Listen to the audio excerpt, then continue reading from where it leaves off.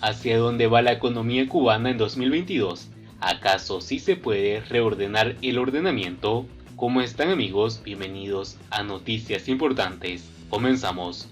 Tras uno de los peores años que recuerde la economía cubana, marcado por el fracaso de las reformas económicas implantadas por la dictadura el 1 de enero de 2021, se consultó a especialistas sobre lo que puede venir en 2022.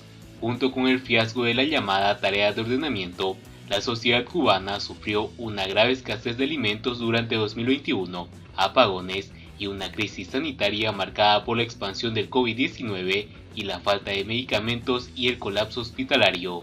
El año pasado, las autoridades pronosticaron un crecimiento del PIB de alrededor del 6%, lo que de por sí no representaría el final de la crisis debido a la estrepitosa caída del 2020.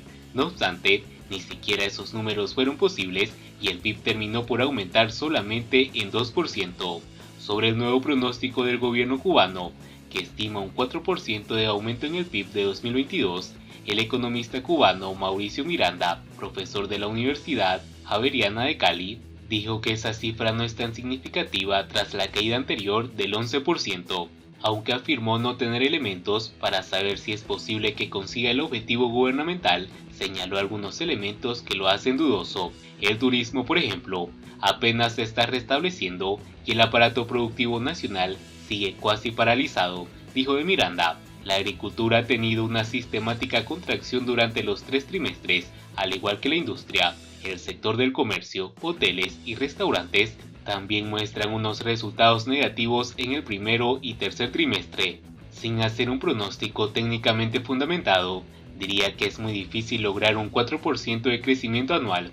Por otra parte, ese crecimiento, si se produce, no es suficiente para salir de la crisis, pues no es coyuntural, sino estructural, agregó el economista. En opinión del economista Elías Amor, presidente de la Unión Liberal Cubana, la previsión del 4% del crecimiento del PIB es inalcanzable en las condiciones actuales, porque el modelo social comunista está agotado y exige cambios estructurales que el régimen no está dispuesto a abordar. Todos los documentos en que se basa la estrategia económica están obsoletos, no reflejan los cambios acontecidos en la economía mundial en los últimos años y sobre todo después de la pandemia del COVID-19.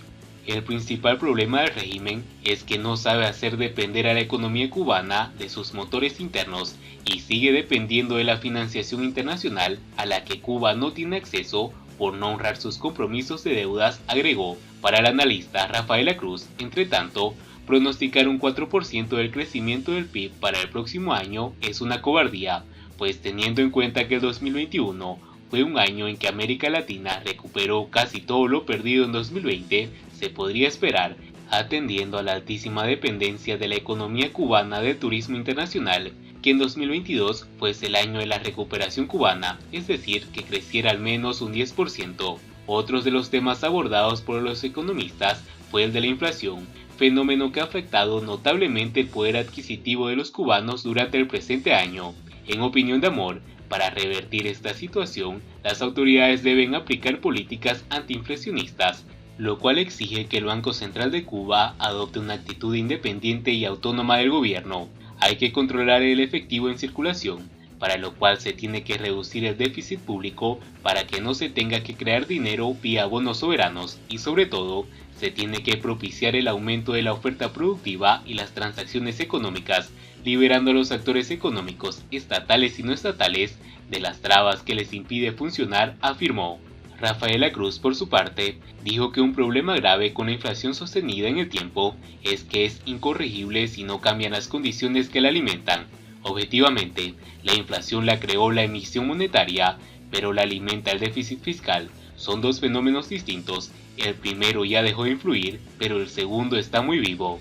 También mencionó que un efecto muy pernicioso de la inflación sostenida y alta como la cubana es que comienza a ser parte del cálculo de los consumidores y los empresarios, entra dentro de la psicología de las personas como expectativa y entonces se crea una situación de huida hacia adelante, en la que cada agente económico trata de adelantarse a la inflación que creen vendrá. A juicio de Cruz, Lo más sensato sería aceptar como un hecho el nivel de los precios actual y reducir lo que objetivamente alimenta la inflación, el déficit fiscal, para lo cual el gobierno tendría que estar listo para dejar quebrar sus empresas y que sean sustituidas por otros generadores de valor, además de un empeoramiento de los servicios básicos que presta el Estado. El criterio de Mauricio Miranda es que la única opción posible radica en crear las condiciones para el incremento de la producción, es decir, la oferta de bienes. El especialista argumentó que, cuando hay escasez, es imposible que los precios bajen, y mucho menos cuando el Estado le dio a la máquina de imprimir dinero sin respaldo. El efecto de este tipo de medidas es inflacionario. Sin embargo, el gobierno sigue interesado en hacer reformas a medias y mal hechas. Es necesario eliminar las inmensas restricciones que aún subsisten al emprendimiento. Es necesario eliminar los peajes que se les impone a los empresarios privados y a los cooperativos, que hacen de que su producción no resulte competitiva. Lo más importante en estos momentos es incrementar la producción, añadió.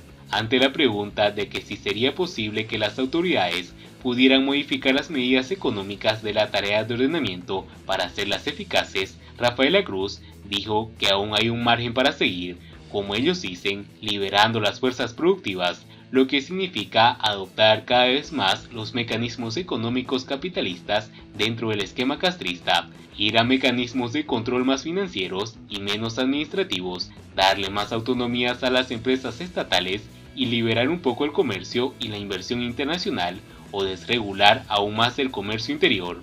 De cualquier modo, considero que nada de eso será el revulsivo productivo que el país necesita y que se quiso lograr mediante el shock monetario de la tarea de ordenamiento. Otra cosa sería si se salieran de su zona de confort e hicieran verdaderas transformaciones, liberando la economía al estilo chino, algo a lo que se han negado porque saben que ese sería el principio del fin de la dictadura.